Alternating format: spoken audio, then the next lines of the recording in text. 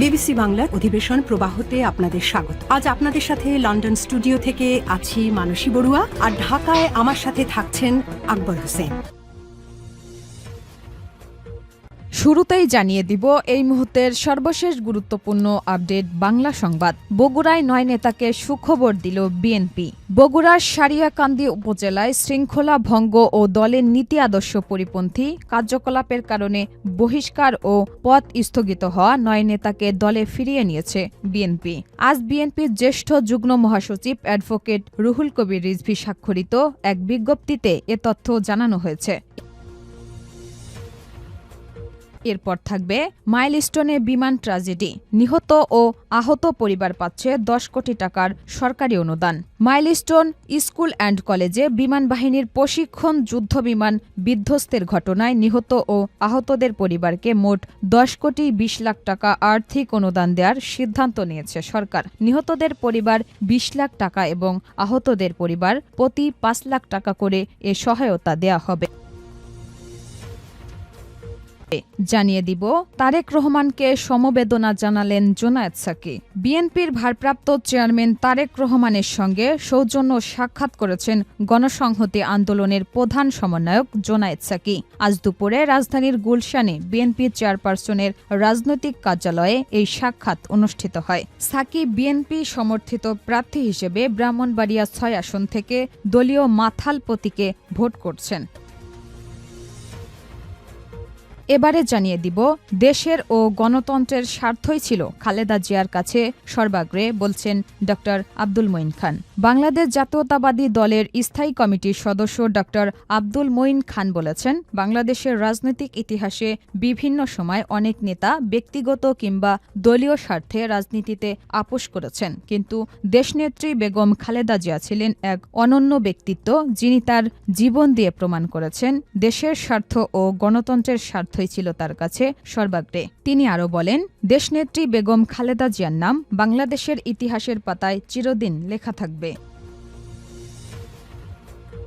এবং সর্বশেষ জানিয়ে দিব শীর্ষ সন্ত্রাসী রাসেল অস্ত্রসহ গ্রেফতার। নারায়ণগঞ্জের রূপগঞ্জে ওয়ান শুটার গানসহ রাসেল ব্যাপারী নামের এক শীর্ষ সন্ত্রাসীকে গ্রেফতার করেছে যৌথ বাহিনী। আজ ভোরে উপজেলার চনপাড়া পুনর্বাসন কেন্দ্র এলাকা থেকে তাকে গ্রেফতার করা হয়। গ্রেফতার রাসেল ব্যাপারী চনপাড়া পুনর্বাসন কেন্দ্রের 7 নম্বর ওয়ার্ড এলাকার মোহাম্মদ মহিউদ্দিনের ছেলে। এতক্ষণ শুনছিলেন সংবাদ শিরোনাম, এবারে বিস্তারিত। তবে তার আগে বন্ধুরা, কমেন্ট করে জানিয়ে দিন আপনি কোন জেলা থেকে আমাদের সংবাদটি দেখছেন এবং শুনছেন। জানিয়ে দিন এই সংবাদ সম্পর্কে আপনার মূল্যবান মতামত। আপনি যদি আমাদের চ্যানেলে নতুন হয়ে থাকেন, ভিডিওটি দেখতে দেখতে চ্যানেলটি সাবস্ক্রাইব করে রাখুন, যাতে করে আমাদের পরবর্তী আপডেট সংবাদগুলো সবার আগে আপনার কাছে পৌঁছে যায়। আর ভিডিওটি সোশ্যাল মিডিয়াতে শেয়ার করে আপনার বন্ধুদের দেখার সুযোগ করে দিন। গাজা যুদ্ধে আপনি যদি ফিলিস্তিনি শিশুদের ভালোবেসে থাকেন, কমেন্টে ইয়েস লিখে আমাদের জানিয়ে দিন। এবারে বিস্তারিত। বগুড়ায় 9 নেতাকে সুখবর দিল বিএনপি। বগুড়ার সারিয়াকান্দি উপজেলায় শৃঙ্খলা ভঙ্গ ও দলের নীতি আদর্শ পরিপন্থী কার্যকলাপের কারণে বহিষ্কার ও পদ স্থগিত হওয়া 9 নেতাকে দলে ফিরিয়ে নিয়েছে বিএনপি। 4 জানুয়ারি বিএনপির জ্যেষ্ঠ যুগ্ম মহাসচিব অ্যাডভোকেট রুহুল কবির রিজভী স্বাক্ষরিত এক বিজ্ঞপ্তিতে এ তথ্য জানানো হয়েছে। বহিষ্কারাদেশ প্রত্যাহার হওয়া নেতারা হলেন সারিয়াকান্দি উপজেলা বিএনপির সাবেক সহসভাপতি লুৎফর হায়দার রুমি, সাবেক সাংগঠনিক সম্পাদক সিরাজুল ইসলাম, উপজেলা বিএনপির সাবেক সদস্য শহীদুল ইসলাম, মুশফিকুর রহমান মদন, সারিয়াকান্দি পৌর বিএনপির সিনিয়র সভাপতি মতিউর রহমান মতিন, পৌর বিএনপির সদস্য সাহেল সরকার, লুৎফর রহমান, পৌর বিএনপির প্রচার সম্পাদক সাইফুল ইসলাম নিপুল ও পৌর 6 নম্বর ওয়ার্ড বিএনপির সভাপতি শাহজাহান আলী। এর আগে শৃঙ্খলা ভঙ্গ ও দলের নীতি আদর্শ পরিপন্থী কার্যকলাপের কারণে বহিষ্কার ও পদ স্থগিত হয় তাদের। মাইলস্টোনে বিমান ট্র্যাজেডি, নিহত ও আহত পরিবার পাচ্ছে 10 কোটি টাকার সরকারি অনুদান। মাইলস্টোন স্কুল অ্যান্ড কলেজে বিমান বাহিনীর প্রশিক্ষণ যুদ্ধবিমান বিধ্বস্তের ঘটনায় নিহত ও আহতদের পরিবারকে মোট 10 কোটি 20 লাখ টাকা আর্থিক অনুদান দেওয়ার সিদ্ধান্ত নিয়েছে সরকার। নিহতদের পরিবার 20 লাখ টাকা এবং আহতদের পরিবার প্রতি 5 লাখ টাকা করে এ সহায়তা দেয়া হবে। অর্থ মন্ত্রণালয়ের অর্থ বিভাগ সূত্রে জানা গেছে, এ সংক্রান্ত একটি সারসংক্ষেপ অর্থ উপদেষ্টা এবং বিজ্ঞান ও প্রযুক্তি মন্ত্রণালয়ের উপদেষ্টার অনুমোদনের জন্য পাঠানো হয়েছে। অনুমোদন মিললে শিগগিরই অর্থ ছাড়ের প্রক্রিয়া শুরু হবে। গত ২১ জুলাই রাজধানীর দিয়াবাড়ি এলাকায় অবস্থিত মাইলস্টোন স্কুল অ্যান্ড কলেজ প্রাঙ্গণে বিমানবাহিনীর একটি প্রশিক্ষণ যুদ্ধবিমান বিধ্বস্ত হয়। দুর্ঘটনায় স্কুলের ২৮ শিক্ষার্থী, ৩ জন শিক্ষক, ১ জন আয়া ও ৩ অভিভাবক সহ মোট ৩৫ জন নিহত হন। এছাড়া ৬৪ জন আহত হন, যাদের অনেককে দীর্ঘদিন হাসপাতালে চিকিৎসা নিতে হয়েছে। সূত্রমতে দুর্ঘটনার পর আহত ও নিহতদের ক্ষতিপূরণ, অর্থ সহায়তা ও চিকিৎসা বিষয়ে গত ২ ডিসেম্বর পরিবেশ, বন ও জলবায়ু পরিবর্তন মন্ত্রণালয়ের উপদেষ্টার সভাপতিত্বে একটি উচ্চ পর্যায়ের সভা হয়। সবাই নিহতদের পরিবারকে ২০ লাখ ও আহতদের পরিবারকে ৫ লাখ টাকা করে আর্থিক সহায়তা দেওয়ার সিদ্ধান্ত হয়। সিদ্ধান্ত অনুযায়ী আহতদের জন্য ৩ কোটি ২০ লাখ টাকা এবং নিহতদের জন্য ৭ কোটি টাকা, মোট ১০ কোটি ২০ লাখ টাকা প্রয়োজন নির্ধারণ করা হয়েছে। তারেক রহমানকে সমবেদনা জানালেন জোনায়েদ সাকি।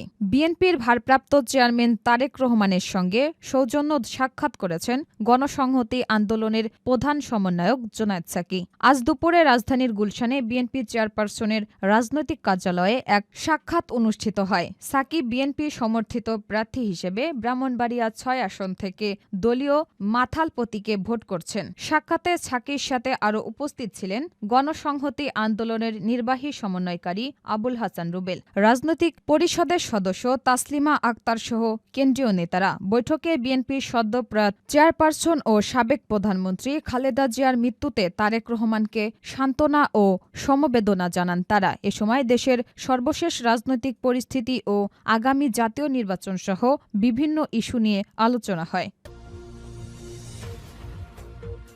দেশের ও গণতন্ত্রের স্বার্থই ছিল খালেদা জিয়ার কাছে সর্বাগ্রে, বলছেন মঈন খান। বাংলাদেশ জাতীয়তাবাদী দলের স্থায়ী কমিটির সদস্য ড আব্দুল মঈন খান বলেছেন, বাংলাদেশের রাজনৈতিক ইতিহাসে বিভিন্ন সময় অনেক নেতা ব্যক্তিগত কিংবা দলীয় স্বার্থে রাজনীতিতে আপোস করেছেন, কিন্তু দেশনেত্রী বেগম খালেদা জিয়া ছিলেন এক অনন্য ব্যক্তিত্ব, যিনি তার জীবন দিয়ে প্রমাণ করেছেন দেশের স্বার্থ ও গণতন্ত্রের স্বার্থই ছিল তার কাছে সর্বাগ্রে। তিনি বলেন, দেশনেত্রী বেগম খালেদা জিয়ার নাম বাংলাদেশের ইতিহাসের পাতায় চিরদিন লেখা থাকবে। আজ রাজধানীর শেরেবাংলা নগরের জিয়া উদ্যানে শহীদ রাষ্ট্রপতি জিয়াউর রহমান এবং বেগম খালেদা জিয়ার কবরে শ্রদ্ধা নিবেদন শেষে তিনি এসব কথা বলেন। ড মঈন খান বলেন, আজ আমরা এখানে এসেছি তার প্রতি গভীর শ্রদ্ধা জানাতে। আজকের এই অনুভূতি প্রকাশ করার মতো কোনো ভাষা আমাদের নেই। তিনি বলেন, মানুষের অধিকার প্রতিষ্ঠার জন্য তিনি নিজের জীবনকে তুচ্ছ করেছেন। তিনি শীতাতাপ নিয়ন্ত্রিত কক্ষে থেকে রাজনীতি করেননি, বরং রাজপথে থেকে সংগ্রামের মধ্য দিয়ে রাজনীতি করেছেন। তিনি বলেন, নানা ধরনের বাধা বিপত্তি সত্ত্বেও বেগম খালেদা জিয়া কখনো থেমে থাকেননি। তিনি জনগণকে সঙ্গে নিয়ে সামনের দিকে এগিয়ে গেছেন। তার শক্তি ছিল জনগণের শক্তি, বন্দুকের শক্তি নয়। তিনি আরও বলেন, খালেদা জিয়া রাজপথে ছিলেন, সংগ্রামে ছিলেন, জনগণের জন্য কথা বলেছেন এবং জনগণের অধিকার আদায়ে নিজের জীবন উৎসর্গ করেছেন। ড মঈন খান বলেন, বাংলাদেশের ইতিহাসে, গণতন্ত্রের ইতিহাসে এবং ভোটাধিকার ও মানুষের অধিকার প্রতিষ্ঠার ইতিহাসে দেশনেত্রী বেগম খালেদা জিয়া একটি অনন্য ও অবিস্মরণীয় নাম। শীর্ষ সন্ত্রাসী রাসেল অস্ত্রসহ গ্রেফতার। নারায়ণগঞ্জের রূপগঞ্জে ওয়ান শুটার গানসহ রাসেল ব্যাপারী নামের এক শীর্ষ সন্ত্রাসীকে গ্রেফতার করেছে যৌথ বাহিনী।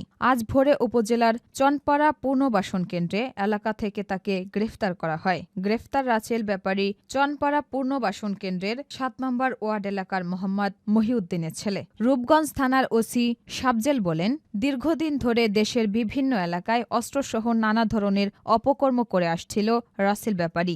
গোপন সংবাদের ভিত্তিতে জানা যায় সে চনপাড়া পুনর্বাসন কেন্দ্র এলাকায় অবস্থান করছিল।